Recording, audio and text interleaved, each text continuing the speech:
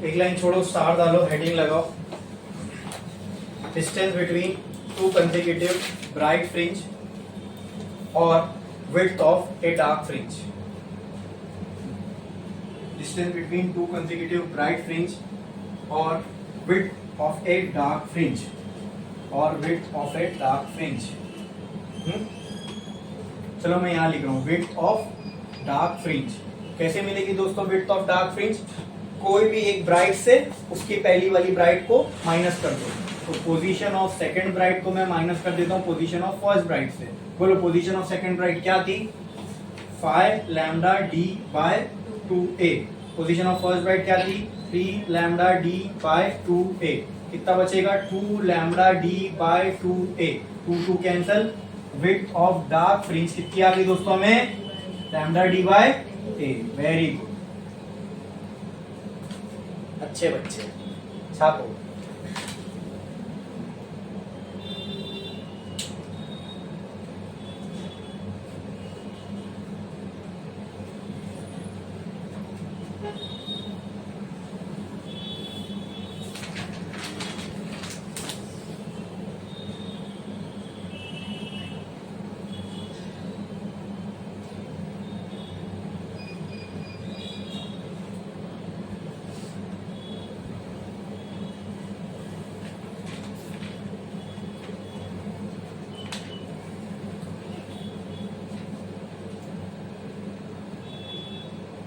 भैया के बाद क्या लिखोगे?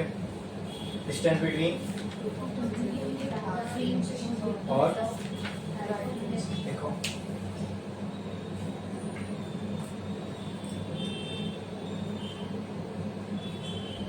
Width of bright fringe.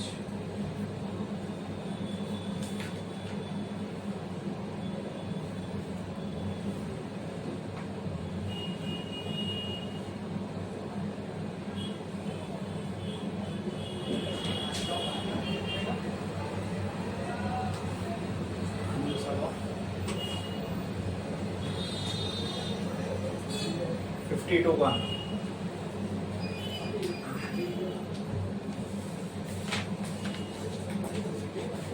अच्छा, विड्थ ऑफ ब्राइट फ्रिंज निकालना है, मतलब कोई दो डार्क के बीच का डिफरेंस।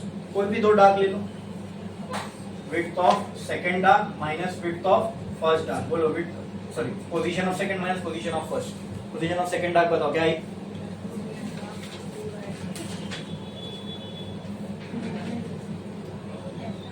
हाँ, minus lambda D by A. कितना बचेगा? Lambda D by A. ये आ गई width of bright fringe. Same आ रही है?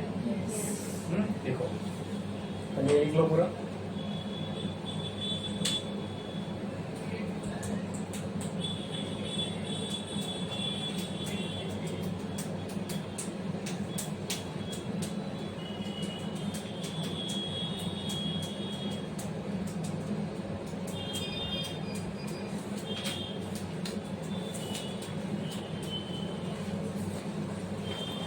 क्या लिखे? ठीक है, फिर नीचे एक लाइन छोड़ो, स्टार डालो, नोट लिखो। नोट ऐसे लिखो, width of D F, width of dark fringe is equal to width of bright fringe is equal to lambda D by ए।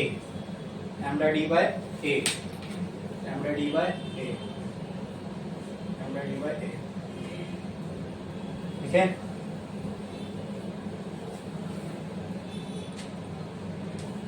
यहाँ पे ये अपना डार्क ब्राइट भी खत्म हो गया।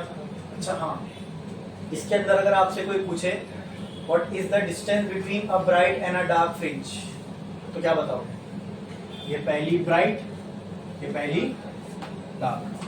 तो पहली ब्राइट का डिस्टेंस बताओ। लिखो, एक लाइन छोड़ो, स्टार डालो और लिखो distance between a bright and a dark fringe. Distance between a bright and a dark fringe.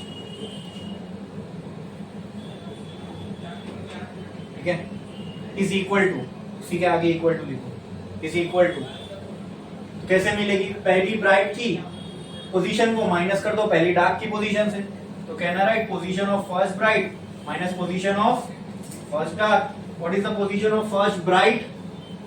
2 lambda D by A, 2 lambda D by A. Minus what is the position of first dark, position of first bright 2 नहीं है, ये है 3 lambda D by 2 है, ये है ना भाई 3 lambda D by 2 है, और ये कितनी है लैम्डा डी बाय ए, ऐसा ही था।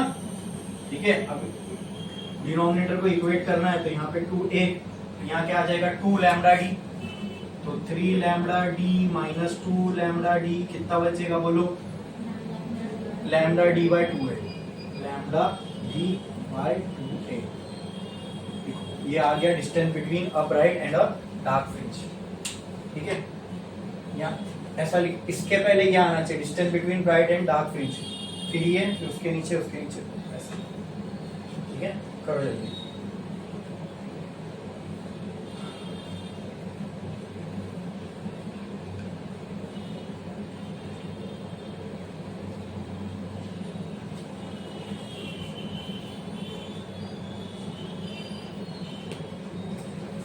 हो गया लिख के, बाकी किसी का समझ में आया? ठीक है, इसमें एक एक्स्ट्रा पार्ट है लास्ट में, width of central bright fringe. एक लाइन छोड़ो, स्टार डालो, हेडिंग लगाओ, width of central bright fringe, width of central bright fringe, width of central bright fringe. जरा ये विजुअलाइजेशन देखो और बताओ मुझे विड्थ ऑफ सेंट्रल ब्राइट कैसी मिलेगी। Position of first dark on the right plus position of first dark on the left, ये दोनों को ऐड करोगे तो विड्थ ऑफ सेंट्रल ब्राइट मिलेगी। ऐसा लिखो, width of central bright is equal to position of first dark plus position of first dark. ठीक है, उसके नीचे ये दोनों, बस खत्म।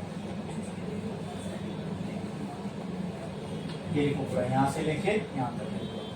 ठीक है, जिसको मैंने डब्बा बनाया आप भी उसको डब्बा बनाओ। ठीक है, वो इंपॉर्टेंट फॉर्मूलाज है, हम लोग प्रॉब्लम सॉल्व करेंगे, ये सब उनको काम में आने वाला है।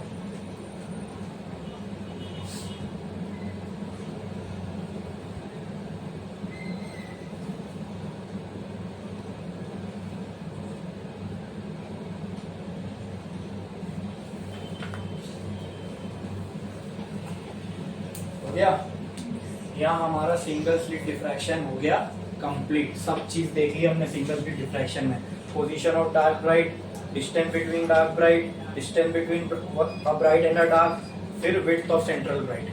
ठीक है, इसका भी कुछ ग्राफ बनेगा जैसे मालूम यंग डबल स्लिट में बना था, लेकिन यंग डबल स्लिट में जितनी भी ब्राइट फ्रिंज थी उन सब की इंटेंसिटी सेम थी, चाहे वो सेंट्रल ब्राइट हो फर्स्ट ब्राइट हो।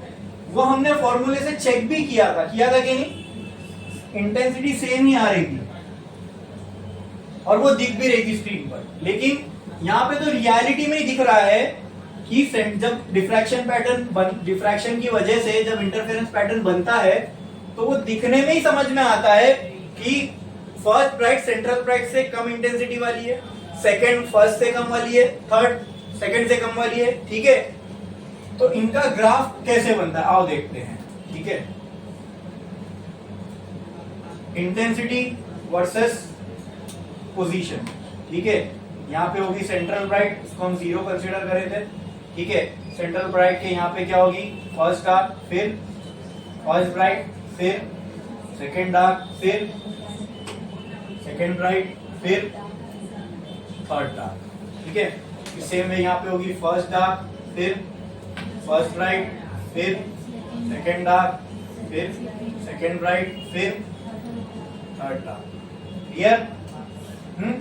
ओके, मान लो अच्छा यहाँ ये तो एकदम क्लियरली आपको भी समझ में आना चाहिए और इसका मुझे जवाब आपसे चाहिए। सिंगल स्लिट डिफ्रैक्शन में जितनी भी ब्राइट फ्रिंज बन रही है इंक्लूडिंग सेंट्रल ब्राइट, इन सब में से सबसे ब्राइट कौन सी होगी? सेंट्रल ब्राइट, मतलब इसकी इंटेंसिटी सबसे ज्यादा। तो मैक्सिमम इंटेंसिटी जो भी होगी, वैल्यू नहीं पता मुझे। ठीक है, इसकी वैल्यू थोड़ी सी अलग आती है, डिफिकल्ट टाइप के, और वो है भी नहीं हमको। जैसे उसका आया था ना बराबर 4i आ गया था, जैसे इसके फॉर्मूले में काफी सारी कॉम्प्लेक्स चीज है, वैसे भी हमको देखना भी नहीं है वो। तो ये हो गई मैक्सिमम इंटेंसिटी। क्यों मैक्सिमम? का हमको इतना पक्का मालूम है सेंट्रल ब्राइट की इंटेंसिटी मैक्सिमम होगी। किसी की भी इंटेंसिटी इतनी नहीं हो सकती, देखो जितनी सेंट्रल ब्राइट की हो सकती है क्या? नहीं, जितनी की भी होगी इससे कम ही होगी। तो हाँ, लेकिन इंटेंसिटी किस किस को मिलेगी? ये फर्स्ट ब्राइट की इंटेंसिटी होगी कुछ तो, सेकंड ब्राइट की इंटेंसिटी होगी कुछ तो, उसी तरह यहाँ पर भी फर्स्ट ब्राइट की इंटेंसिटी होगी कुछ तो, सेकंड ब्राइट की इंटेंसिटी होगी कुछ तो। बोलो क्लियर है? सबसे ज्यादा किसकी होगी? वो मैक्सिमम होगी। तो एक काम करता हूँ, मैं पहले मैक्सिमम वाली बना लेता हूँ, ये मैक्सिमम। फिर इंटेंसिटी कम होगी कम होगी कम होगी, डार्क की जीरो हो जाएगी इंटेंसिटी। डार्क का मतलब ये ना इंटेंसिटी जीरो, बराबर। फिर क्या ब्राइट के पास इंटेंसिटी होगी, लेकिन क्या सेंट्रल जितनी होगी उससे थोड़ी कम होगी ना। एक काम करता हूँ मैं, उससे थोड़ी कम इसकी इंटेंसिटी बना लेता हूँ। फिर डार्क, फिर जब डार्क आएगी तो इसकी इंटेंसिटी कम होगी ना, ठीक है। फिर ब्राइट आएगी तब उसकी इंटेंसिटी भी होगी लेकिन इससे कम होगी। ये ऐसी इससे छोटी फिर एक टाइम आएगा इंटेंसिटी भी जीरो हो जाएगी। बोलो क्लियर? हाँ, इतनी सेम इंटेंसिटी इस साइड पे भी होगी ब्राइट की, इतनी सेम इंटेंसिटी इस साइड पे होगी। तो जो फर्स्ट ब्राइट होगी क्या उसकी इंटेंसिटी इसके बराबर होगी, तो ये बना दिया। जो सेकंड ब्राइट उसकी इंटेंसिटी हो गई ये ऐसे। फिर डार्क में तो ऐसा कुछ बनता है डिफ्रैक्शन का इंटेंसिटी का ग्राफ। दिख रहा है आपको? सेंट्रल ब्राइट की इंटेंसिटी सबसे ज्यादा है। फिर जैसे जैसे हम आगे आगे जो भी ब्राइट फ्रिंजेस बन गई उनकी इंटेंसिटी कम होती जा रही है। एक टाइम आएगा पूरी जीरो हो जाएगी, है ना। इसमें और आगे बढ़ेंगे 5, 6, 7 में, तो एक टाइम आएगा ना फिर इंटेंसिटी पूरी जीरो हो जाएगी। इसमें नहीं ऐसा हो रहा था डबल स्लिट में, उसमें जितनी ब्राइट की हमने चेक भी किया था फॉर्मूला डाल के, हमने अलग अलग कंडीशन भी रख के देखी, इंटेंसिटी के फॉर्मूले में अलग अलग वैल्यूज रख के देखी, तो भी सब में 4 ही आ रहा था। चलो क्लियर है?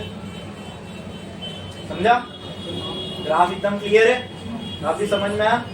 अच्छा, ये ग्राफ हमारे लिए बड़े काम का है।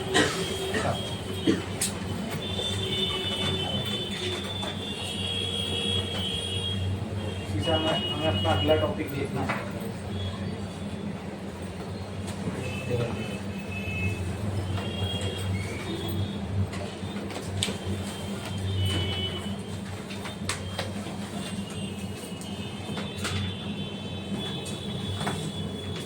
यहाँ से किसी ने रिमोट उठाया था अभी? हाँ,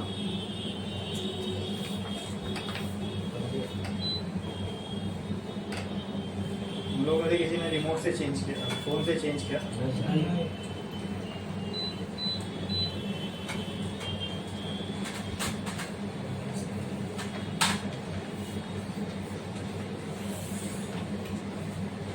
मोड चेंज हो गया था इसका।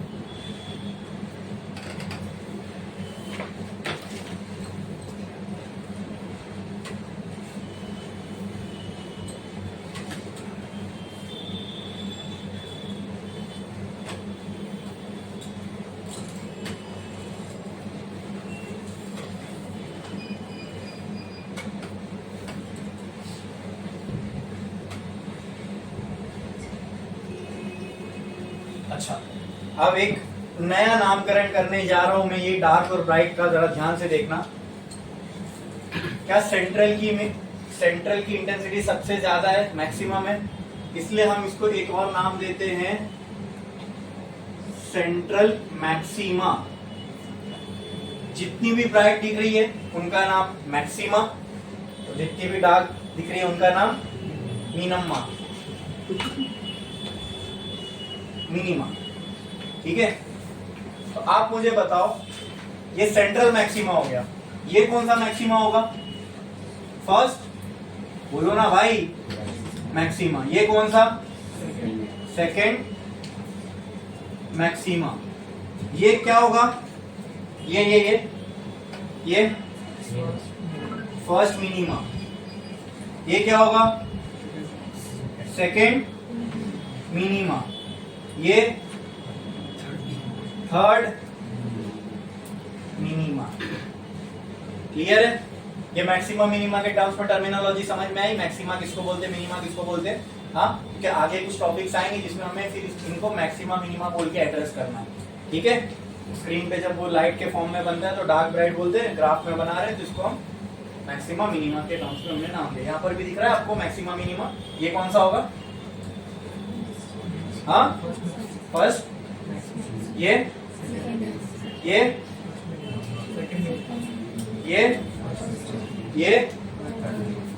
ठीक है।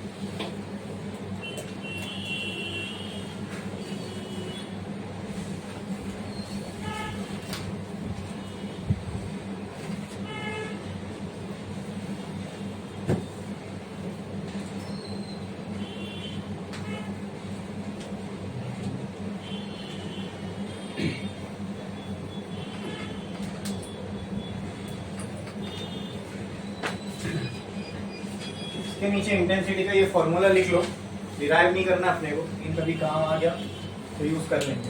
डिफ्रैक्शन पैटर्न के लिए इंटेंसिटी का फॉर्मूला, डबल स्लिट में इंटेंसिटी का फॉर्मूला कुछ और आया था, याद है? I is equals to 4i cos square theta by 2, है ना। और उसमें हमने जब cos फाई की जगह फाई की अलग अलग वैल्यूज पुट किए थे तो हमें हर कंडीशन के लिए, हर वैल्यू के लिए इंटेंसिटी 4i ही आ रही थी ब्राइट स्पॉट के लिए। यहाँ पे ऐसा नहीं होगा, क्लियर है? एक चीज इसमें रह गई दोस्तों, वो भी हम देख लेते हैं डिफ्रैक्शन पैटर्न में। एंगुलर पोजीशन के टर्म में हमने बात ही नहीं की है। ये जो जितनी भी हमने चीज देखी, लीनियर के टर्म में सब कुछ देख लिया, ग्राफ देख लिया, सब कुछ ठीक है। एंगुलर के टर्म्स में भी इसकी जो है वैल्यूज हम देख लेते हैं, ठीक है। आओ एक लाइन छोड़ो, स्टार डालो, हेडिंग लगाओ, angular positions of dark and bright fringe. Angular position of dark and bright fringe, angular position of dark and bright fringe.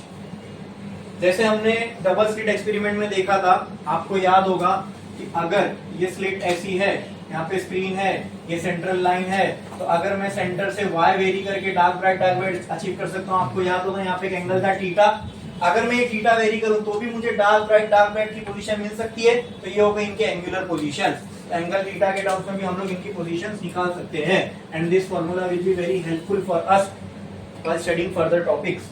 Okay, चलो आओ देखते हैं। डेल्टा एक्स का मुझे बताओ क्या फॉर्मूला आया था, हमें डेल्टा एक्स का फॉर्मूला आ गया था, क्या था वो? a sin थीटा, ऐसा कुछ था, याद है? ये फॉर्मूला आया था। तो अलग से आपको कुछ डायग्राम वगैरह नहीं बनाना है। अगर एंगुलर क्वेश्चन में एग्जाम में एंगुलर पोजीशन निकालने बोले या लीनियर पोजीशन निकालने बोले, ठीक है, डायग्राम एक ही बनेगा, उससे इक्वेशन ये एक ही आएगी। सिर्फ लीनियर बोला ना तो साइन थीटा को रिप्लेस करना है tan थीटा से, और tan थीटा की जो वैल्यू है यहाँ पुट करना है। और अगर एंगुलर निकालना है तो कहानी वही रहेगी, if theta is very small then we can write, याद है यही चीज डबल स्लिट एक्सपेरिमेंट में किए थे, we can write sine theta nearly equal to theta. बस एंगुलर के टर्म्स में चाहिए हमको, तो डेल्टा एक्स बराबर हो गया a थीटा के, खत्म। अब a की थीटा की value in terms of delta X क्या हो जाएगी? Delta X by a। बोलो क्लियर है? अब हमें थीटा की वैल्यू मिल गई, अब अलग अलग एंगुलर पोजीशन निकाल सकते हैं। तो for central bright delta X की वैल्यू क्या थी? 0। तो क्या लगता है थीटा क्या आना चाहिए? थीटा 0 कर दूंगा तो सेंट्रल ब्राइट मिलेगा, तो थीटा की वैल्यू सेंट्रल ब्राइट के लिए क्या आनी चाहिए? 0। तो चलो थीटा और सेंट्रल ब्राइट चेक करते हैं। डेल्टा एक्स की जगह 0 पुट किया, a पुट किया, बोलो कितना आ रहा है थीटा? 0। सेंट्रल ब्राइट से सारे थीटा मेजर होंगे। बोलो क्लियर है? अरे समझ में आ रहा है? हाँ, अब ब्राइट के लिए फॉर नहीं, पहले डार्क देख लेते। For first dark fringe delta x कितना था? बोलो लैम्डा। कोई डायग्राम याद करो। लैम्डा, तो यहाँ पे थीटा ऑफ फर्स्ट डार्क कितना आएगा? लैम्डा बाय ए। खत्म। ठीक है। फिर for second dark fringe delta X की वैल्यू बोलो 2 लैम्डा। फॉर्मूला क्या आएगा सेकेंड डार्क का? 2 lambda by A. For third dark fringe बताओ मुझे डेल्टा एक्स की क्या कंडीशन आएगी? 3 लैम्डा। तो position, angular position of third dark कितनी आ गई? 3 लैम्डा बाय ए। पैटर्न मिल रहा है लैम्डा बाय ए का n मल्टीपल 1 2 3 4। तो कहना है right, n angular position of any dark fringe will be equal to n times of lambda by A. हाँ, where n will be equal to 1 2 3 4 anything। अरे बोलो clear है? हाँ, ये किसके लिए हो गया? डार्क फ्रिंजेस के लिए हो गया। क्लियर है? अब for first bright fringe, first bright delta X की कहां पे बनेगी? 3 लैम्डा बाय 2 पे। इस पे तो इतनी बड़ी कहानी बताया था। ठीक है, तो आप डेल्टा एक्स की जगह क्या पुट करोगे? Eta 1 be first bright. Delta X की जगह यहाँ पे ना डेल्टा एक्स कहां गया? ये डेल्टा एक्स की जगह क्या आएगा? 3 लैम्डा बाय 2 और नीचे ए है तो ए एज इट इज। क्लियर? हाँ, अरे बोलो ओके। फिर for second bright fringe delta X की क्या आएगी? 5 लैम्डा बाय 2 आएगा। अरे बोलो ना भाई, ये लिखे थे ना इंटेंसिटी का फॉर्मूला। आगे बोलो क्या आएगा इसके आगे? हाँ नहीं, इसके आगे क्या आएगा? Theta for second bright will be equal to 5 lambda by 2a। ऐसी हो जाएगा? लैम्डा। ठीक है। तो क्या मैं इसको ऐसा लिखूं? ये कुछ ऐसा पैटर्न में दिख रहा है 3 इंटू लैम्डा बाय 2a के। ये कुछ ऐसा दिख रहा है 5 इंटू लैम्डा बाय 2a। हाँ, अभी थर्ड के लिए चेक करो। For third bright fringe delta X की वैल्यू क्या होगी? 7 lambda by 2। Angular position of third bright कितनी आ जाएगी? 7 इंटू लैम्डा बाय 2a। तो मिल गया पैटर्न। अगर angular position of nth bright निकालना है तो क्या होगा? 3 से चालू हो रहा है, मतलब 2n प्लस 1 और चॉकलेट लैम्डा बाय 2a। खत्म। वेयर n की value, where n will be equal to 1 2 3 4 dot dot dot dot. बोलो क्लियर? कोई डाउट, कोई दिक्कत, कोई परेशानी? अरे है तो बोलो, विच आई कैन एड्रेस। बोलो, है कुछ समझ में आया? पक्का? इसके बाद क्या देखे थे? अब तो फटाफट आना चाहिए यार। डबल स्लिट में भी देख लिए, यहाँ पे लीनियर भी देख लिए। बोलो इसके बाद क्या देखे थे? पोजीशन निकालने के बाद क्या निकालते हम लोग? क्या निकालते? पोजीशन निकालने के बाद हाँ बोलो, पोजीशन निकालिए डार्क ब्राइट। किसके बाद? डिस्टेंस बिटवीन 2 ब्राइट या फिर 2 डार्क। तो 2 ब्राइट के बीच का डिस्टेंस बोलूं या विड्थ ऑफ ए डार्क। ठीक है, तो चलो मैं सीधा ये बोलता हूं, width of dark fringe. Width of dark fringe कैसे मिलेगी? कोई भी एक ब्राइट को माइनस कर दो उससे पहली वाली ब्राइट से, मतलब theta of second bright minus theta of first bright. तो कितना आएगा ये थीटा ऑफ सेकंड ब्राइट? अभी आया हमें सेकंड ब्राइट का थीटा कितना आया बोलो? 5 lambda bye minus theta of first bright कितना आया? 3 लैम्डा बाय 2a। चॉकलेट दिख रही है यहाँ पे, क्या है? Lambda by 2a। तो 5 चॉकलेट में 3 चॉकलेट की कितनी बची? 2। क्या है चॉकलेट? 2 तो width of a dark fringe हमें आ गई कितनी? Lambda by a। अच्छा, बोलो क्लियर है? हाँ, अब ये विड्थ ऑफ डार्क फ्रिंज आई। एक और विड्थ बाकी है इसकी। तो विड्थ ऑफ ब्राइट फ्रिंज कैसे मिलेगी दोस्तों? यहाँ पे 2 ब्राइट को हमने माइनस किया तो विड्थ ऑफ मिली डार्क की। अब ब्राइट की निकालना है तो डार्क को माइनस करना पड़ेगा। तो angular position of second dark minus angular position of कोई भी दो डार्क को माइनस करो आप। मैं इजी पड़ेगा इसलिए 2 और 1 को कर रहा हूँ, 3 2 को करो, 4 3 को करो, 5 3 को करो, ठीक है। उतना टाइम पास करने के लिए फिर आपको 3 और 5 निकालना भी पड़ेगा, ठीक है। तो इससे अच्छा है जो है वो उससे कर लो, आंसर सबका सेम ही आने वाला है। सेकंड डार्क बोलो, चेक करो क्या है, 2 लैम्डा बाय ए। प्रिडिक्शन करो, क्या प्रिडिक्शन कर सकते हैं इसका विड्थ कितनी आने वाली है, लैम्डा बाय ए। क्यों, अब तक हमने देखा सिंगल स्लिट में, डबल स्लिट में, फिर सिंगल स्लिट की लीनियर में या डबल स्लिट के लीनियर एंगुलर दोनों में क्या आ रही थी, विड्थ क्या आ रही थी, दोनों की सेम। तो सेकंड डार्क की जो एंगुलर पोजीशन है वो ये है, फर्स्ट डार्क की एंगुलर पोजीशन ये है। चॉकलेट क्या है यहाँ पे, लैम्डा बाय 2 में से एक चॉकलेट की कितनी, एक चॉकलेट बची, तो width of a bright fringe कितनी आ गई, लैम्डा बाय इतनी आ रही है। तो सोचे थे वो आ रही है, हाँ मतलब सही है, ठीक है। चलो फिर क्या बच गया, क्या बच गया, पोजीशन निकल गई डार्क ब्राइट की, विड्थ निकल गई, दो कंसेक्यूटिव के बीच का डिस्टेंस भी मिल गया। आप एक ब्राइट और एक डार्क के बीच का वो भी निकाल लो, distance between bright and dark, ठीक है। तो ये कैसा होगा, कोई भी एक ब्राइट लो, उसके पहली वाली डार्क उससे माइनस कर दो। तो मैं सिंपल ले देता हूँ, पहली ब्राइट से पहले डार्क को माइनस कर देता हूँ, खत्म। जो भी पहली ब्राइट होगी उसमें से पहली डार्क को मैंने माइनस कर दिया, नीचे डार्क होगी ऊपर ब्राइट होगी। तो ब्राइट वाला डिस्टेंस बड़ा है, डार्क वाला डिस्टेंस छोटा है, बड़े में से छोटे को माइनस कर दो, डायरेक्ट बीच का डिफरेंस मिल जाएगा। समझ रहा है ये नहीं समझ रहा है, समझ रहा है ना, ये बोलो, बड़े आगे बोलो। फर्स्ट ब्राइट का डिस्टेंस क्या दिख रहा है, 3 इधर है 3 लैम्डा बाय 2 है। फर्स्ट डार्क का लैम्डा बाय ए, तो इन दोनों को 2a करना है तो इसको ऊपर बनाना पड़ेगा। तो ये हो जाएगा 3 लैम्डा माइनस 2 लैम्डा, कितना हो गया, ऊपर क्या बचेगा, लैम्डा बाय 2a। तो distance between a bright and a dark fringe आ गया लैम्डा बाय 2a। फिर इसमें एक एक्स्ट्रा चीज करनी है, वो क्या, बोलो बोलो क्या, विड्थ ऑफ, अब विड्थ ऑफ सेंट्रल ब्राइट का फॉर्मूला बताओ, विजुअलाइज करवा के बताया था।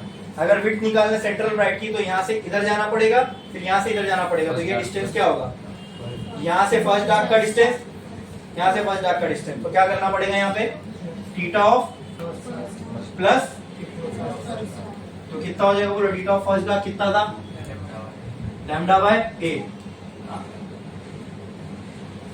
तो मैं कैसा लिखूं, एंगुलर लिखता हूं, एंगुलर।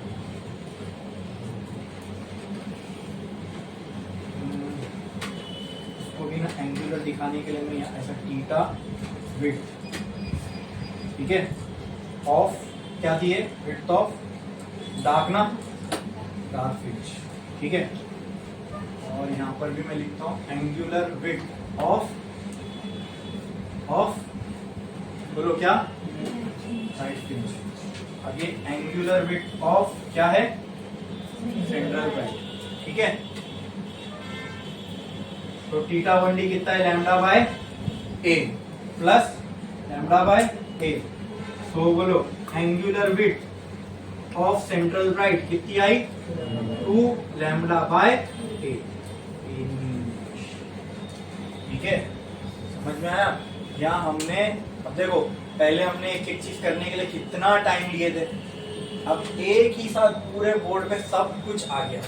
एंगुलर की शुरुआत की, सारी पोजीशन ब्राइट की, सारी डार्क की पोजीशंस, तो एक डार्क एक ब्राइट के बीच का डिस्टेंस, ठीक है, दो ब्राइट के बीच का, दो डार्क के बीच का, सेंट्रल विड्थ, सब खत्म। नई बात समझ में, तो मतलब सिंगल स्लिट डिफ्रैक्शन के लिए हमने इसके एंगुलर पोजीशन के भी सारे फॉर्मूलाज देख लिए, ठीक है। ये फॉर्मूला बड़ा इंपॉर्टेंट है, ये याद रखना। ये वाला आ गया, ये वाला, और ये भी दिख रहा है आपको थीटा। अगर आपसे मैं पूछूं कि एंगुलर पोजीशन, ठीक है, और लैम्डा में क्या रिलेशन है, तो आप ये रिलेशन देख के बता सकते हो। Theta is directly proportional to lambda, theta is inversely proportional to the aperture की जो विड्थ होगी, ये वही था ना ए, ठीक है। छाप लो, एंगुलर पोजीशन क्या लिखे थे, हेडिंग लगाए थे, angular position of dark and bright, छाप लो।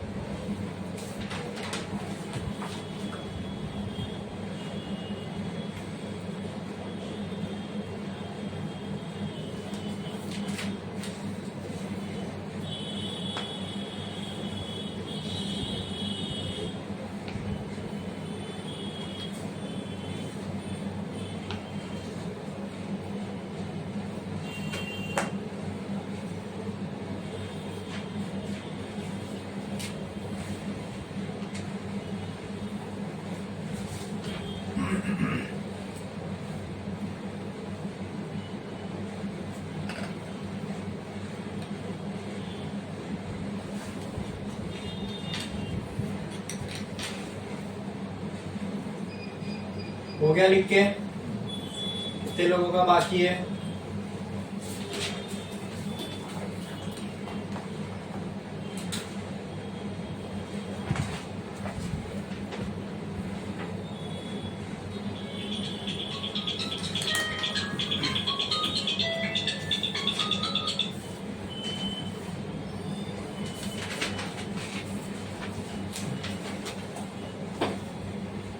देखिए बढ़ते हैं आगे। यहाँ पे अपना डिफ्रैक्शन पूरी तरीके से कंप्लीट हो गया। ग्राफ देख लिए, एंगुलर पोजीशन देख लिए, लीनियर पोजीशन देख लिए, ठीक है, फिनोमिना का कॉन्सेप्ट समझ लिए क्या होगा, ठीक है। Now let's take a brief overview over both the types of experiment. एक तो यंग डबल स्लिट एक्सपेरिमेंट और एक है सिंगल स्लिट डिफ्रैक्शन, ठीक है। तो एक नया पेज लो, पूरा फ्रेश पेज, चाहे जगह बाकी हो चाहे नहीं हो, नया फ्रेश पेज लो, ऊपर हेडिंग डालो difference between YDSE. YDSE is a short form for Young's double slit experiment. Difference between YDSE and SSD. SSD क्या है? And single slit diffraction. ठीक है, अब पॉइंट्स लिखते जाओ, पॉइंट्स लिखते जाओ, ठीक है।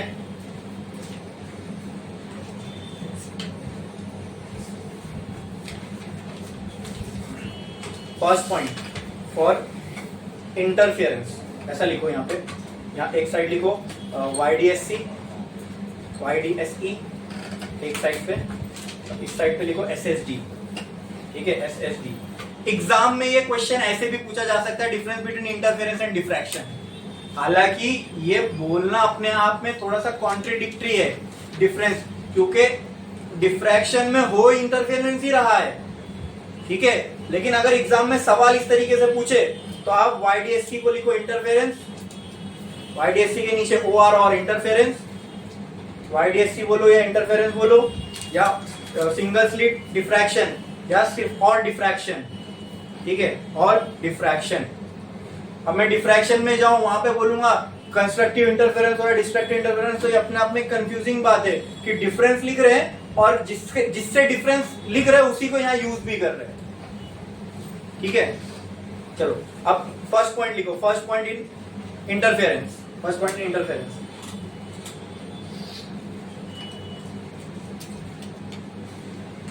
Light comes from two different slits,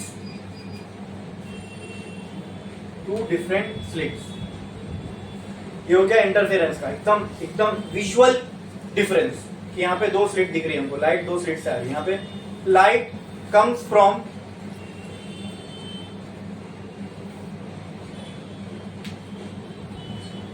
different point source of a same wavefront,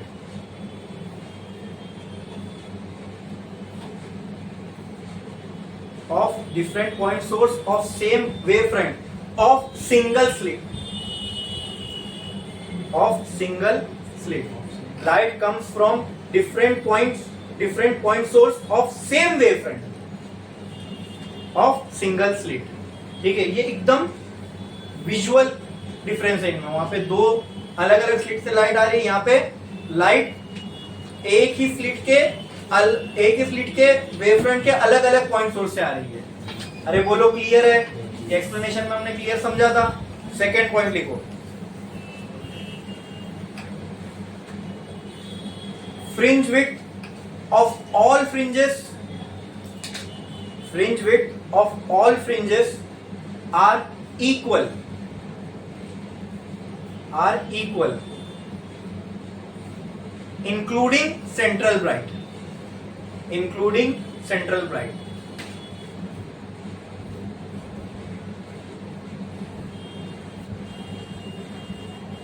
यहां पे डिफरेंस क्या है? यहां पे वहां पे जितनी भी ब्राइट थी सबकी विड्थ एक जैसी थी, चाहे वो सेंट्रल हो, फर्स्ट हो, सेकंड हो, सबकी विड्थ एक बराबर थी। यहां पे width of central bright is greater than width of any other fringe.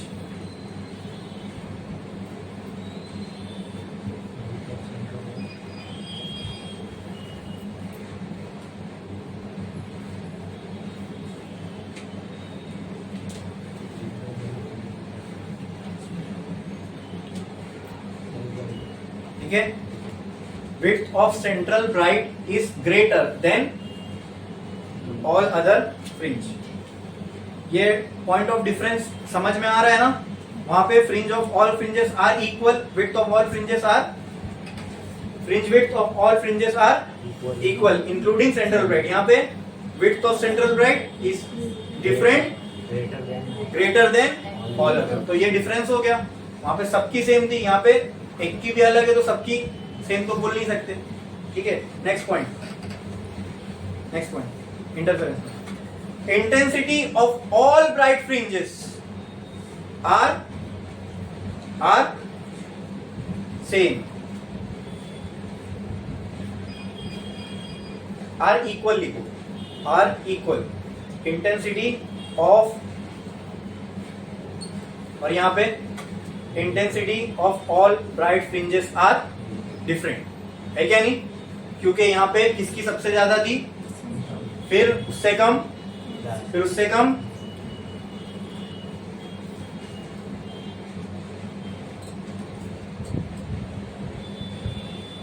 Fourth point लिखो इंटरफेरेंस में, इंटरफेरेंस में फोर्थ पॉइंट.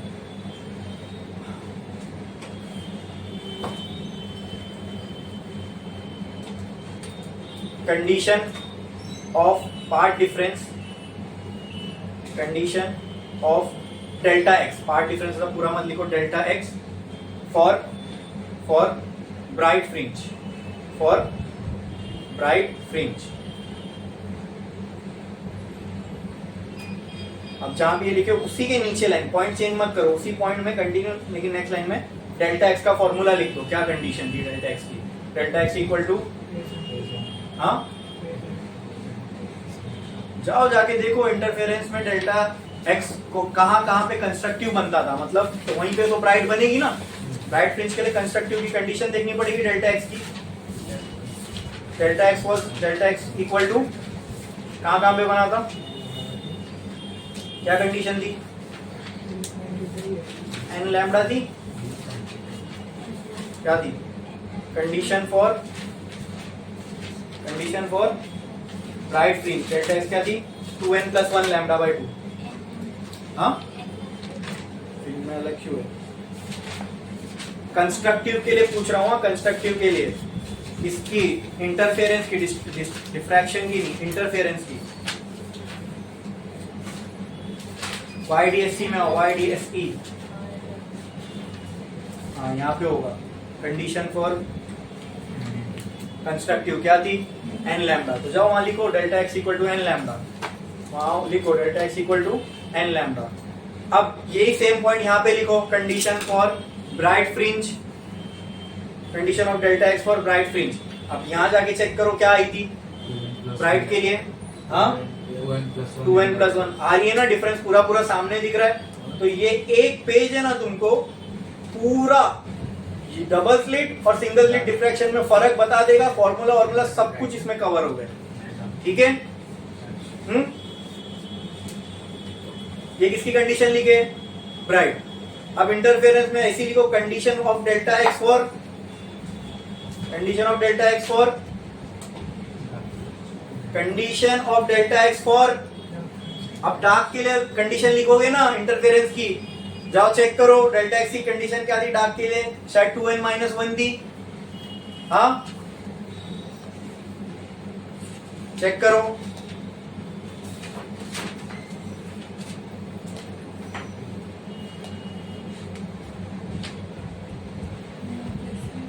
नहीं, 1 + 1 थी, -1 थी, +1 नहीं, +1 करोगे तो फिर वो भी 3 से स्टार्ट होगा. 2n - 1 इंटू λ/2, λd/2 वो पोजीशन की है. +1 था,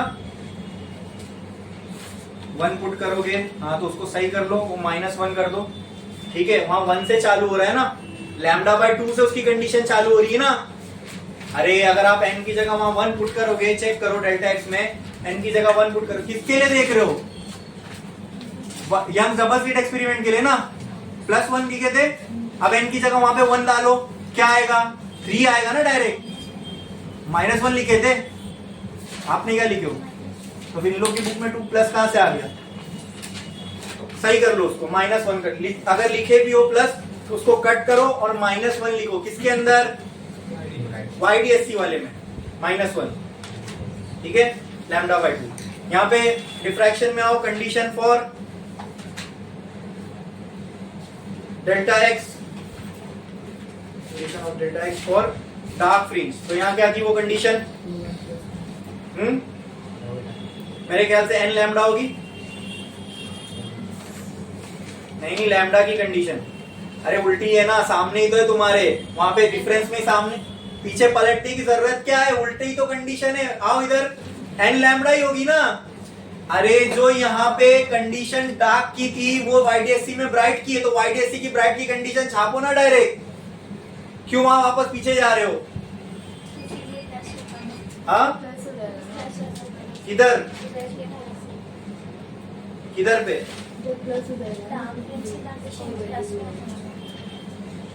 कहां पे? कंडीशन फॉर डार्क, ठीक है।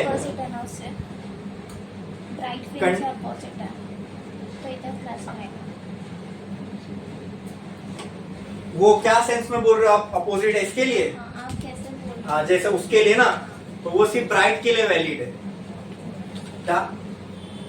इसकी ब्राइट का अपोजिट, जो इंटरफेरेंस की डार्क का ना, शायद इंटरफेरेंस के डार्क का अपोजिट ब्राइट में नहीं बैठ सकता। उसका लॉजिक मैंने आपको वही समझाया ना, कि वो λ/2 की कंडीशन वहां सेटिस्फाई नहीं हो सकती, ठीक है। मैथ सही है अपना, मतलब तुम मैथमेटिकली लिखोगे ना, मैथ्स तुमने गलत नहीं किए, मैथ्स अपना वहां सही है, ठीक है। और λ/2 पे ब्राइट बनेगी भी, लेकिन वो ब्राइट जो बनेगी वो सेंट्रल ब्राइट के अंदर छुपी हुई है, तो उसको थोड़ी ना फर्स्ट ब्राइट बोलेंगे। लॉजिकली फर्स्ट ब्राइट कब मिलती है? फर्स्ट डार्क के बाद, समझे?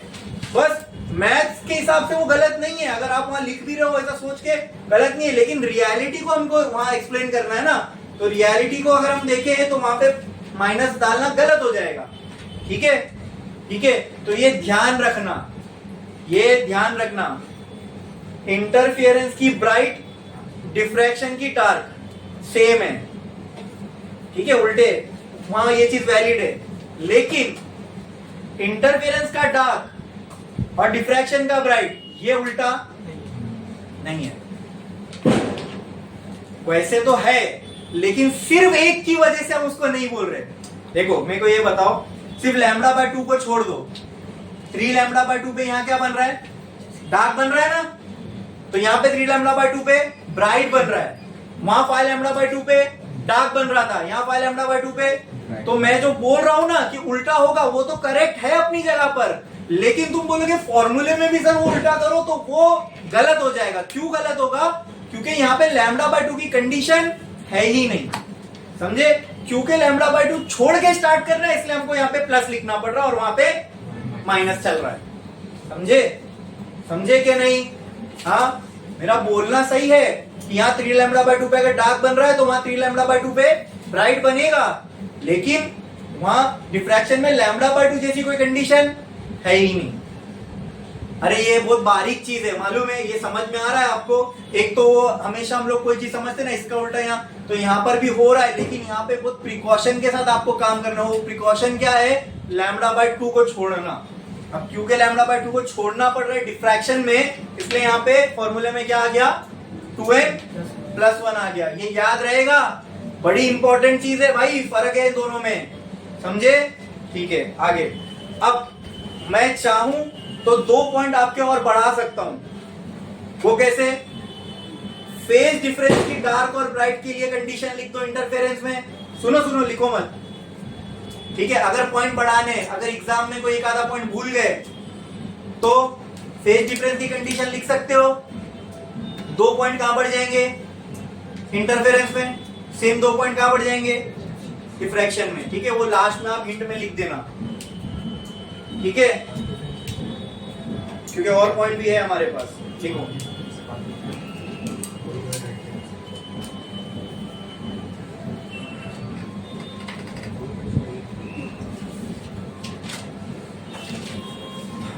Position of bright fringe from central bright, क्या आया था फॉर्मूला, क्या आया था फॉर्मूला, जाओ चेक करो। Position of bright from central bright क्या आया था फॉर्मूला,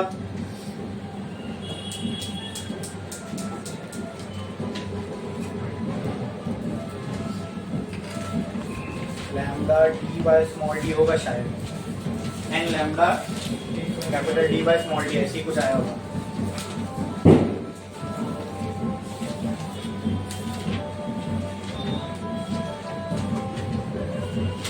है ना, वही है ना, N lambda capital D by small D. जाओ वहां लिखो जाके, Y N B is equals to N lambda capital D by small D. हाँ, अब यहाँ पे क्या आएगा, अब यहाँ चेक करो, यहाँ भी तो हमने निकाले सेंट्रल ब्राइट से।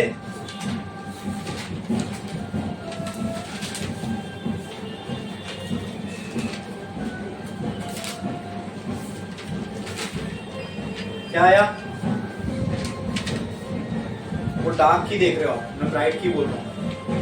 ब्राइट की लिख रहे हैं ना पहले हम, हाँ एन के टर्म्स में। हाँ क्या आया, 2n + 1 lambda D by 2a। देखो यहाँ रखे,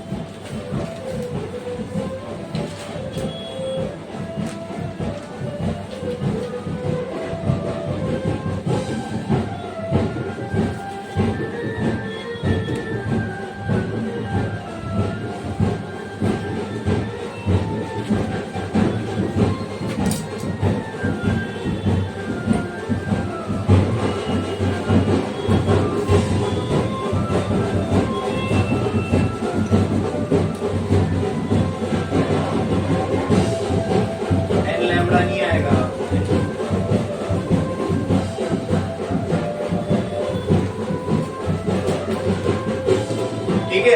अब यही सेम सेंट्रल ब्राइट से डार्क की दोनों के लिए लिख लो पोजीशन।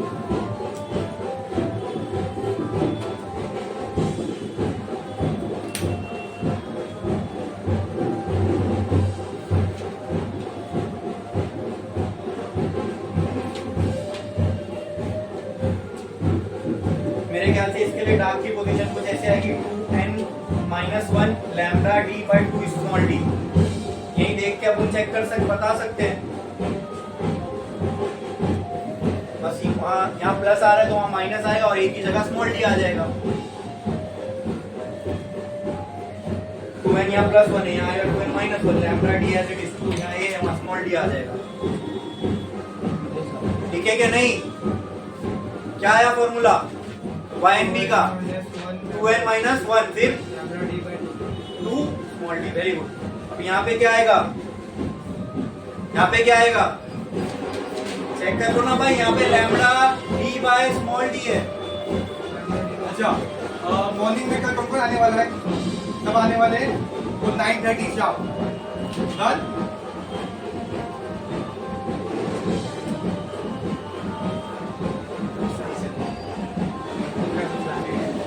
ना क्या ना,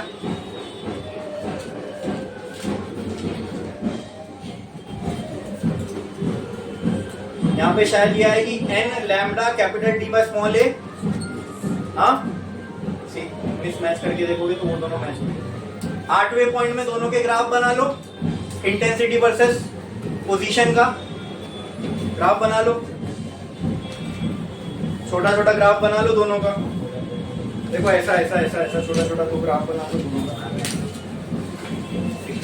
कितने हो गए? कम से कम 8 पॉइंट तो मेरे को दिखाना था, क्योंकि 4 मार्क्स के लिए भी आया तो अपने 8 पॉइंट तैयार है। अब इसमें मैं आपको हिंट देता हूं कि आप दिमाग लगा सकते हो, पहले बना लो, उसमें और 8 पॉइंट आप बना सकते हो अपने आप से।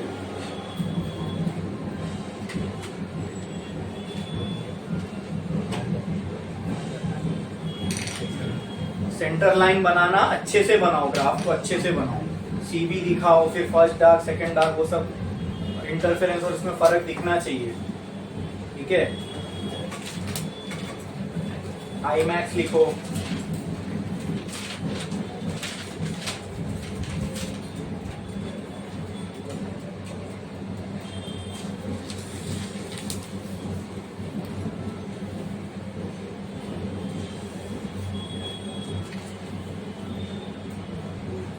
ये इंटेंसिटी को जो अपन आई मैक्स बोलते हैं, है ना, इंटेंसिटी मैक्सिमम जो होती है आई मैक्स, आई मैक्स, तो मेरे ऐसी दिमाग में आया जो आई मैक्स थिएटर होता है उसका नाम इसके नाम पे तो नहीं पड़ा, इंटेंसिटी मैक्स, आई मैक्स। इसका कैमरा भी अलग होता है ना, मालूम है कि नहीं? आई मैक्स का जो स्क्रीन होती है उसकी शूटिंग के अलग कैमरे है।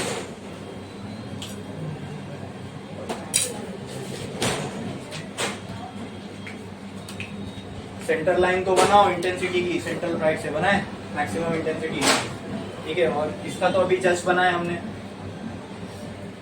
फर्स्ट ब्राइट, फिर उससे छोटी सेकंड, उससे छोटी थर्ड, पहाड़ का पीक जो है वो कम होता जाएगा।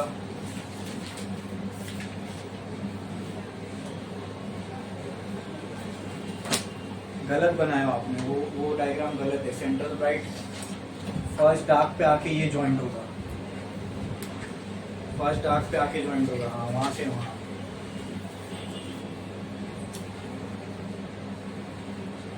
क्लियर है? हो गया। अब इसमें मैं बोल रहा था ना, हिंट दे रहा था क्या, अब देखो 2 पॉइंट और एक्स्ट्रा इंटरफेरेंस और डिफ्रैक्शन दोनों में आप फेज डिफरेंस के बढ़ा सकते हो, फेज डिफरेंस की जो कंडीशन है, ठीक है। अब ये 2 पॉइंट यहाँ बढ़ गए, एंगुलर पोजीशन को भूल गए, इंटरफेरेंस के एंगुलर पोजीशन सेंट्रल ब्राइट से ब्राइट की डार्क की, वो 2 पॉइंट वहां बढ़ गए, फिर वही 2 पॉइंट यहाँ बढ़ जाएंगे, ठीक है। तो यहाँ 4, यहाँ 4, ऐसे 8 पॉइंट टोटल आप बढ़ा सकते हो अगर आप कोई पॉइंट्स भूल गए तो, ठीक है। और चाहिए तो यहाँ पे डिफ्रैक्शन में सेंट्रल ब्राइट की विड्थ का फॉर्मूला लिख दो, वहां पे सेंट्रल ब्राइट की विड्थ का फॉर्मूला लिख दो।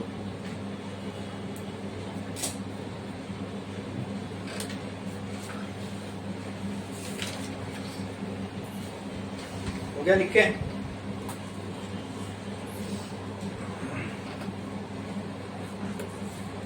यहाँ पे पूरा कंप्लीट हो गया, डिफ्रैक्शन भी और वाईडीएससी भी। अब इसमें इनका बराबर भी कुछ भी नहीं बाकी, ठीक है।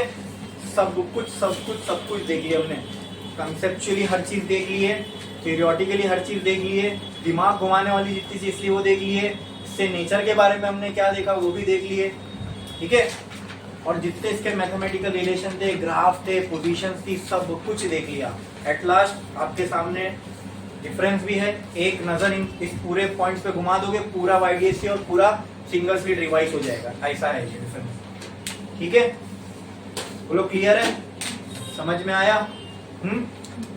और वो बताया था ना मैंने आपको शुरुआत में, बड़ी इंटरेस्टिंग चीज थी, वाईडीएससी एक्सपेरिमेंट ने बहुत बड़े लेवल पे इंसान की सोच को बदल के रख दिया। क्यों?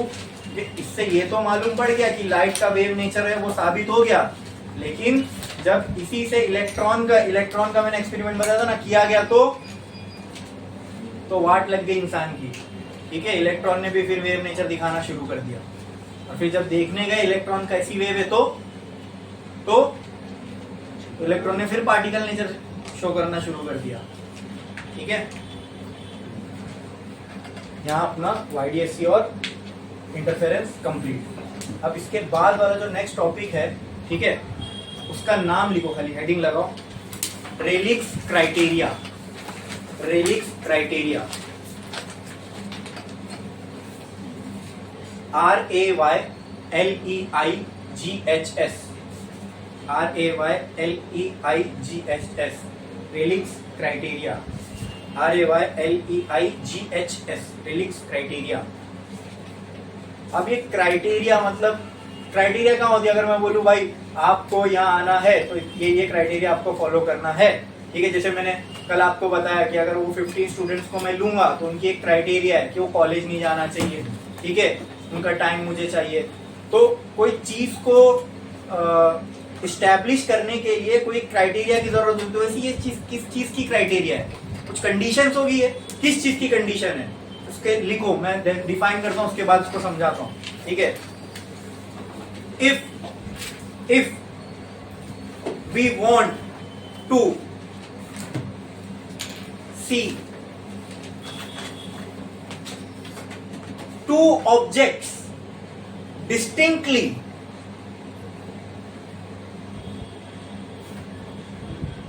ब्रैकेट में लिखो, ब्रैकेट में लिखो,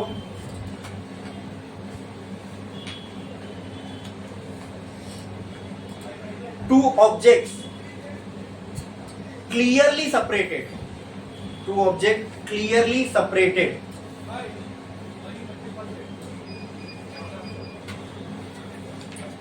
bracket close, then it must follow Rayleigh's criteria, then it must follow Rayleigh's criteria, Rayleigh's criteria, then it must follow Rayleigh's criteria.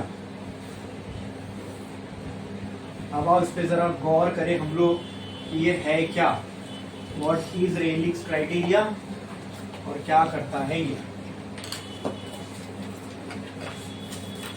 बड़े लेवल पे ये चीज की अपने को इतना वो मुश्किल नहीं आएगी, लेकिन जब माइक्रोस्कोपिक लेवल पे, जैसे मान लो अगर जैसे वो ऑनियन का ऑनियन की पील को जब आप माइक्रोस्कोप के अंदर देखते हो तो उसके सेल अलग अलग दिखते हैं, नेकेड आई से नहीं दिख रहे, आंखों से देखोगे तो ऐसे ही नहीं दिखेंगे, लेकिन माइक्रोस्कोप से दिखते हैं, ठीक है। माइक्रोस्कोप से दिख रहे, इसका मतलब वो ऑनियन की जो स्किन है वो पूरी एक चीज से नहीं बनी, उसमें अलग अलग पार्टीशन है, वो अलग अलग सेल है, लेकिन वो दिखते हैं कि हम लोग को नहीं, क्योंकि हमारी आंखें ये क्राइटेरिया को फुलफिल नहीं कर पा रही है। क्या लिखा है मैंने, पढ़ो आप थोड़ा दूर से पढ़ो, क्या लिखा हमने। If you want to see two objects distinctly, If you want to see two objects distinctly, अब वो distinctly का मतलब ही ब्रैकेट में लिखा हुआ है, पढ़ो।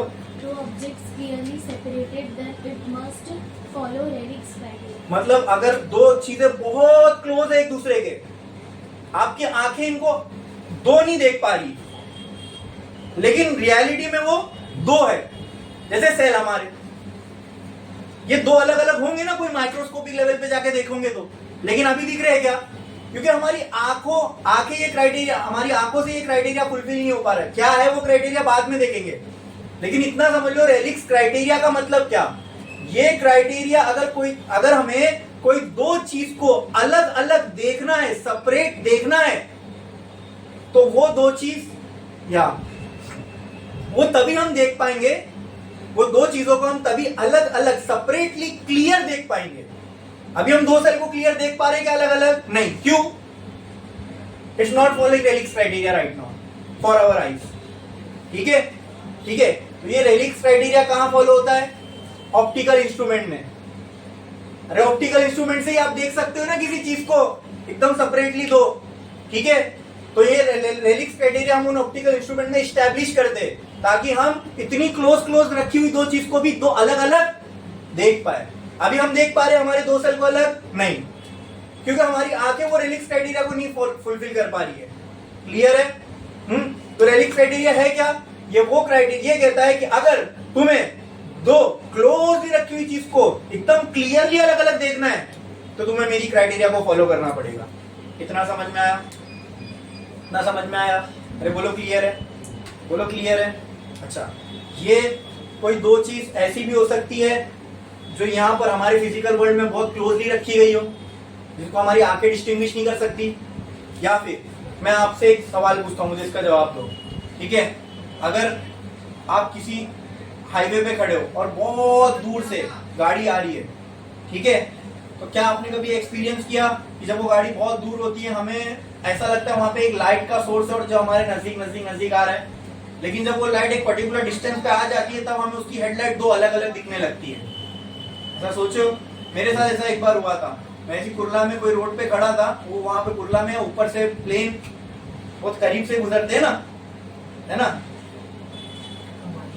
जरी मरी जाने का रोड है कब्रिस्तान के पास कुर्ला के, तो वहां पे ना ऊपर से प्लेन बहुत नजदीक से, सर के बहुत मेरे ख्याल से 20-25 फुट की हाइट के ऊपर से जाते होंगे, लेकिन वो मैं देख रहा था, मेरे को मालूम था भी नजदीक से ही जाएगा। तो वो जब बहुत दूर से आ रहा था ना प्लेन, तो मैं इसको देख रहा था प्लेन को, तो उसके आगे लगी 3 लाइट थी, मुझे नहीं दिख रहा था 3 लाइट थी, वो बहुत दूर था ना, ऐसा लग रहा था एक ही लाइट लगी है प्लेन के नीचे, ठीक है। उसकी जो बेली होती है ना टायर के, या वो नीचे वाला हिस्सा, वहां पे मुझे ऐसा लग रहा था एक लाइट लगी हुई है, लेकिन जैसे जैसे प्लेन नजदीक आया ना तो मेरे को सब जब थोड़ा करीब आ गया तो तब समझ में आया नहीं, एक लाइट यहाँ ऊपर लगी है और दो लाइट यहाँ नीचे लगी है। मतलब वो तीन अलग अलग ऑब्जेक्ट थे, मेरी आंखें उनको अलग अलग डिस्टिंग्विश नहीं कर पाई। वो एक पर्टिकुलर डिस्टेंस पर आने के बाद ही मेरी आंखें उनको अलग अलग डिस्टिंग्विश कर पाई। ठीक है, तो ये होता है ना हमारे साथ दुनिया में कि हम दो ऑब्जेक्ट को इजीली डिस्टिंग्विश नहीं कर पाते, और अगर करना है तो उसको क्या फॉलो करना पड़ेगा? Relics criteria. क्या फॉलो करना पड़ेगा? Relics criteria. क्या फॉलो करना पड़ेगा? Relics criteria. अब ये रेलिक्स क्राइटेरिया क्या है वो हम देखेंगे अगले लेक्चर में, क्योंकि अगर अभी स्टार्ट करूंगा तो कंप्लीट नहीं कर पाऊंगा। ठीक है, लेकिन समझ में आया कि रेलिक्स क्राइटेरिया का पर्पस क्या है। दो चीजों को क्लियरली देखना है अलग अलग, तो उन दोनों को क्या फॉलो करना पड़ेगा? Relics criteria. क्या फॉलो करना पड़ेगा? अच्छा, एक और सवाल पूछता हूं मैं आपसे, राइट नाउ डिफ्रैक्शन हो रहा है क्या अभी? इस क्लास में भी डिफ्रैक्शन हो रहा है? कैसे बोल सकते हो? अगर हाँ बोल रहे हो तो उसको जस्टिफाई करो, और नहीं बोल रहे हो तो उसको भी जस्टिफाई करो। गलत होगा चलेगा, अपन समझ लेंगे। बोलो, अभी इतना सब कुछ पढ़ लिए डिफ्रैक्शन के बारे में, तो खाली सोच के तो बताओ मुझे, राइट में हो रहा है क्लास में डिफ्रैक्शन? लाइट होने से डिफ्रैक्शन हो जाएगा? लाइट का फिनोमिना है, ठीक है, तो क्या खाली लाइट होने से डिफ्रैक्शन हो जाएगा?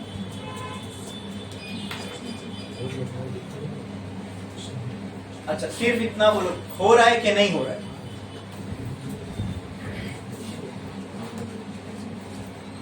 अरे आंसर हाँ या ना होना ही चाहिए आपका। हो रहा है तो हाँ बोलो, नहीं लग रहा है तो नहीं बोलो। कितने लोगों को लगता है हो रहा है? हाथ उठाओ।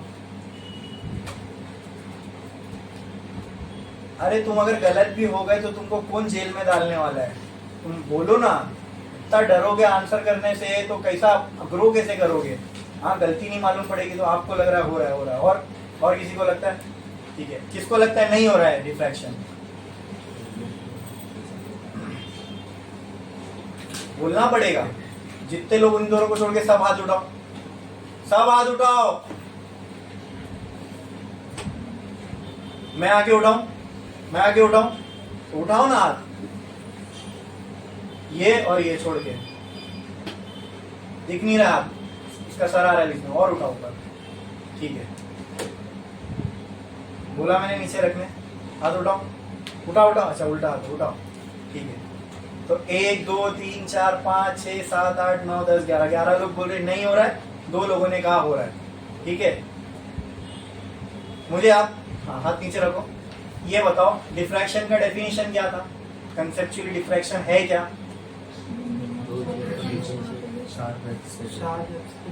शार्प एज से अगर लाइट, जैसे लाइट है बेंच पे गिर रही है, क्या बेंच के एंड में शार्प एज है? नहीं है? हाँ, हाथ रख के घस के देखो, दबा के। है? What is diffraction? अरे भाई डेफिनेशन बोलो ना, मैं थोड़ी आपको बोल रहा हूँ कि कुछ अभी खोज के कोई एक चीज अभी निकाल के दो, जो लिखे है वही बताना है। डिफ्रैक्शन क्या है?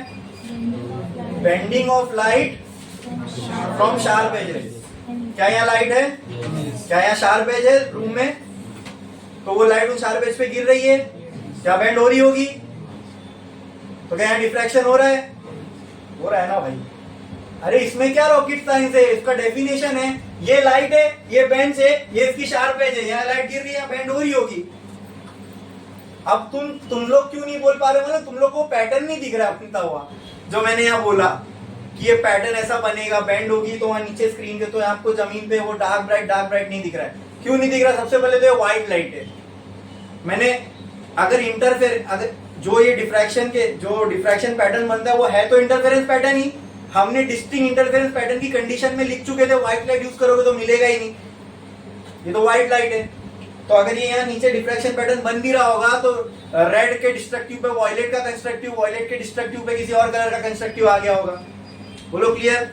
दूसरा, स्लिट तो है ही नहीं यहाँ पे कि क्लियर डिस्टिंक्ट हो रहा होगा, लेकिन हमको दिख नहीं रहा है। क्यों नहीं दिख रहा है? क्योंकि वो क्लियर इंटरफेरेंस पैटर्न की जो कंडीशन है वो यहाँ मेंटेन थोड़ी है। मैंने सिर्फ आपसे क्या पूछा, यहाँ डिफ्रैक्शन हो रहा है कि नहीं हो रहा है? हो रहा है? अरे बोलो, हो रहा है भाई, हो रहा है। ठीक है, और वो डिफ्रैक्शन की वजह से हम किसी चीज को आगे जब रेलिंग क्राइटेरिया पढ़ेंगे ना, तब समझ में आएगा डिफ्रैक्शन होता है। अब तुम्हारे भी बॉडी पे एजेस है, उनसे भी लाइट बेंड हो रही होगी, इसलिए आपको दो जन को मैं अलग अलग देख पा रहा हूं। वो जब रेलिंग क्राइटेरिया में हम लोग आएंगे ना, इट्स बेस्ड ऑन डिफ्रैक्शन। ठीक है, तो डिफ्रैक्शन का जो हमने ग्राफ बनाया था ना, उसी के ऊपर बेस्ड है। हाँ, तो आपको भी मैं अलग अलग देख पा रहा हूं ना, क्योंकि आप कंप्लीटली रिजॉल्व हो। अगर कंप्लीटली रिजोल्यूशन की वो डिफ्रैक्शन वाली कंडीशन आप पे नहीं बैठती, तो मैं आपको दो अलग अलग देख भी नहीं पाता, या आप भी नहीं देख पाते किसी को भी। ठीक है, तो बस इसलिए बस ये पूछा मैंने कि डिफ्रैक्शन हो रहा है कि नहीं हो रहा है। क्या लगता है, हो रहा है? अब ये फैन पे लाइट गिर रही, इसके शार्प एजेस है, यहाँ शार्प एजेस है, यहाँ शार्प एजेस है, यहाँ शार्प एजेस है, तो इन सब शार्प एज पे जब लाइट गिरेगी और यहाँ से पास होगी तो बेंड होगी ना। बस इट इज डिफ्रैक्शन, वही तो है डिफ्रैक्शन। वो पैटर्न बनना वो सब बात की चीज है, उसके लिए फिर बहुत कंडीशन आपको कंट्रोल कंडीशन मेंटेन करनी पड़ेगी क्या नहीं? क्लियर इंटरफेरेंस पैटर्न के लिए वो लिखे थे ना 7-8 पॉइंट, तो वो सब मेंटेन करोगे तब वो क्लियर पैटर्न दिखेगा। पिछले साल मैंने यहाँ बनाया था, है ना, आपकी सिस्टर थे तब, उनसे पूछना। वो एक ने लेके आया था, एक लड़के ने लाया था लेजर लाइट। ठीक है, एक कलर की लाइट थी, ग्रीन वाली लेजर लाइट होती ना। कुछ मत करो, आप घर पे भी कर सकते हो। एक पेपर लो, ब्लेड लो, पेपर पे कट मारो, 20-25 रुपए की लाइट आती है, लेकिन उससे होता नहीं। वो पहले हम लोग लाके देखे थे, हुआ नहीं था। वो थोड़ी पावरफुल लाइट रहती ना, वो पेपर से खाली एक ही स्लिट से भी पास करोगे तो भी दीवार पे पैटर्न देखने को मिलता है, दिखता है एक्चुअल में। ये सब कोई बहुत वो नहीं है, इतना ही कर लो। स्लिट नैरो होना चाहिए, स्लिट और स्क्रीन के बीच का डिस्टेंस कंपैरेबल बड़ा होना चाहिए। मतलब अगर मैंने कट किया हो तो स्लिट के इतना सा डिस्टेंस है ना, कम से कम उसको 1 मीटर दूर रखो और फिर इसमें से लाइट पास करो। तुम देखना, तुमको वहां पे दीवार पे ऐसा इंटरफेरेंस पैटर्न देखने को मिलेगा, यानी आप क्लियर देख पाओगे। बंद कर देना, डार्क कर देना रूम, आपको डार्क ब्राइट फ्रिंज देखने को मिलेगी पक्का। ठीक है, चलो नेक्स्ट लेक्चर में हम ये रेलिंग क्राइटेरिया स्टार्ट करेंगे और देखेंगे क्या है।